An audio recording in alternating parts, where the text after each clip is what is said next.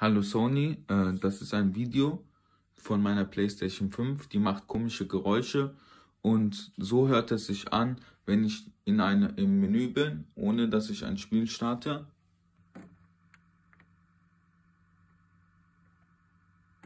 Und jetzt, wenn ich das Spiel starte, Fortnite, hört es sich so an.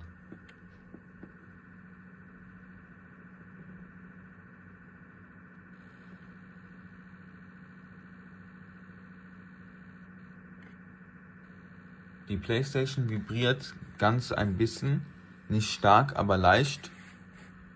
Der Platz liegt hier ungefähr bei 20 cm und im Rückraum bei 10 cm. Auf der rechten Seite habe ich eine komplette Länge. Hier nochmal, ich bin im Spiel drinne. Es wird nach der Zeit auch lauter. Nach halbe Stunde wird es noch lauter. Momentan ist es so.